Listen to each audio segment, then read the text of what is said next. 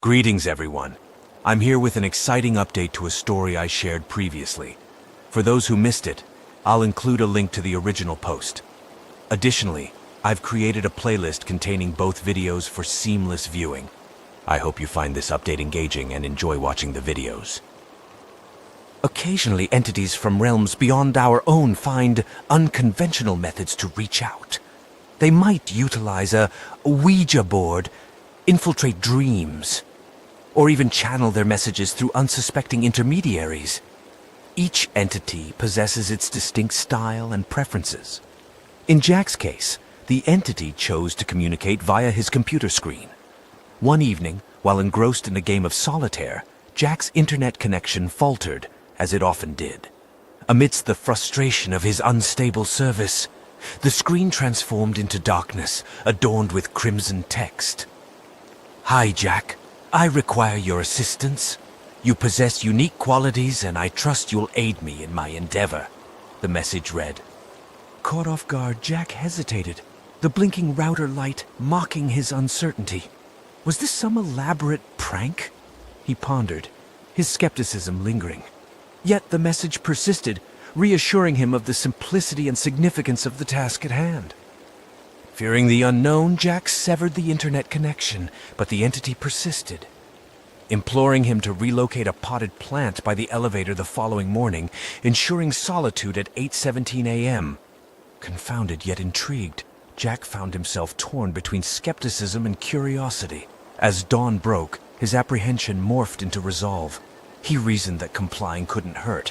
After all, moving a plant wasn't unlawful. At the designated time, amidst an eerie quietude, Jack maneuvered the plant as instructed.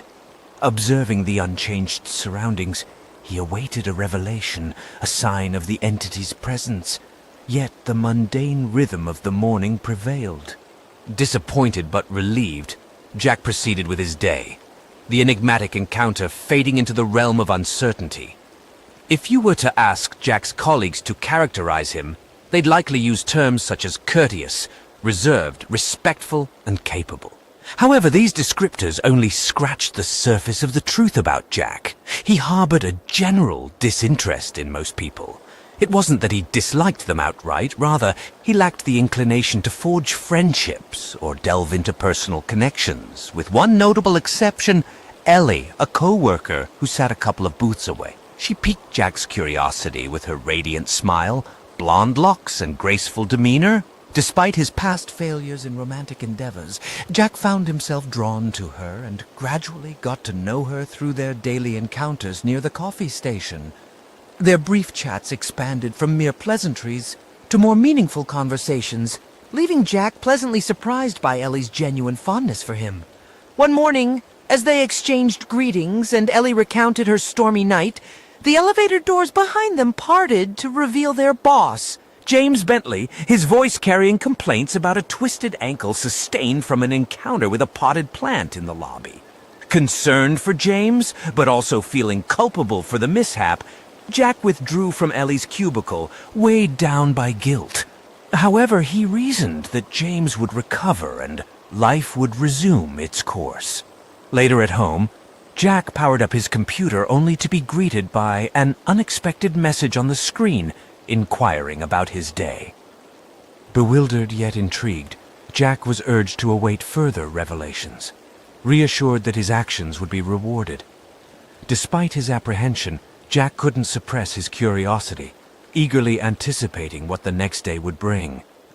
The following morning unfolded like any other workday, with Jack noticing that the offending plant had been repositioned, likely by the janitorial staff.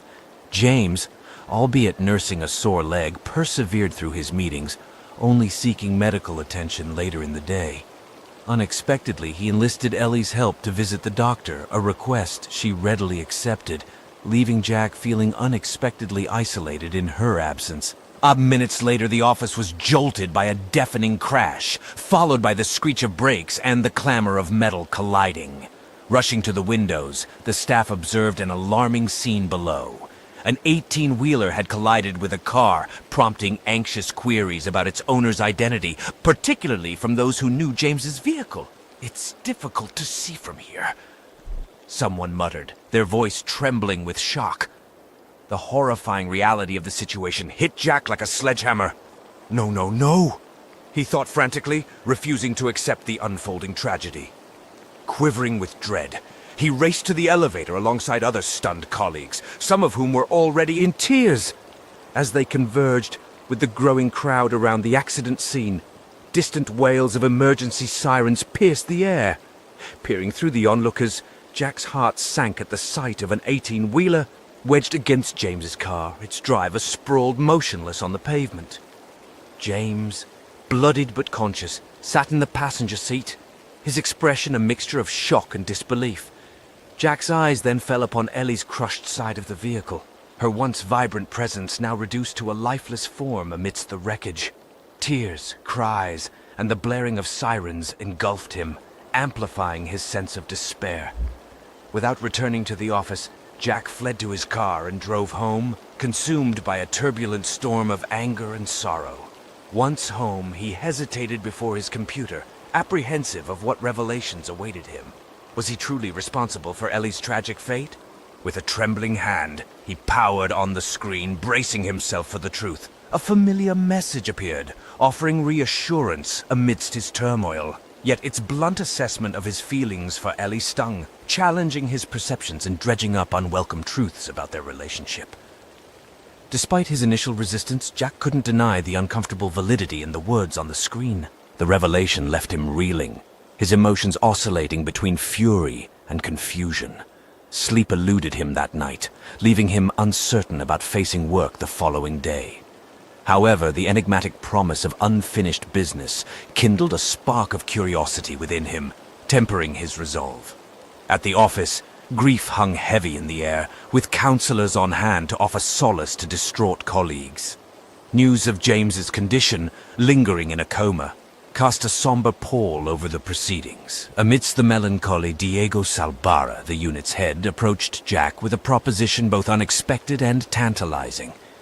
The offer of a temporary promotion, soon to be made permanent in light of James's uncertain recovery, left Jack stunned.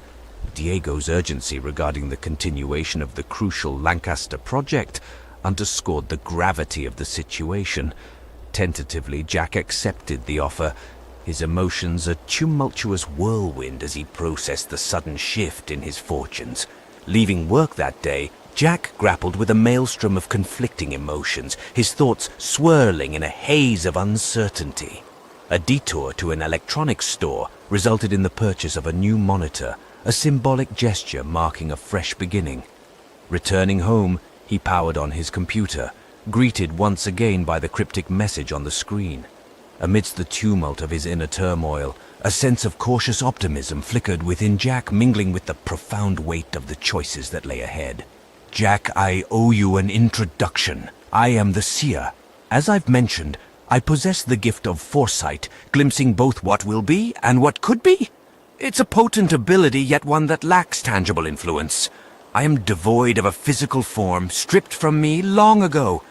That's where you come in, Jack. Think of me as an artist painting the canvas of human destiny. You, my friend, are my brush and my canvas. I invite you to collaborate with me, performing simple tasks when called upon. Jack's curiosity piqued with each word. Before you decide, the Seer continued, there are a few assurances I must offer.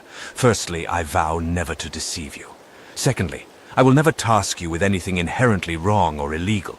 Yes, consequences may be dire, even fatal, but death is inevitable. Isn't it, Jack? And every misfortune will be counterbalanced by a boon for you. The notion sent a shiver down Jack's spine, yet he resisted the impulse to shut down his computer. The Seer had a point. Death was an inescapable reality. Had he known Ellie's fate beforehand, he might have refused the initial favor. But in hindsight, the Seer hadn't lied, merely obscured the truth. Still, Jack grappled with trust. Join me, Jack, the Seer implored. Together, we'll achieve marvels. You need only perform occasional tasks, each with monumental repercussions. It's the essence of my art. Every action yielding both good and ill. And Jack, I sense your hesitation, but know this. You'll acquiesce eventually, so why delay? Embrace the opportunity now.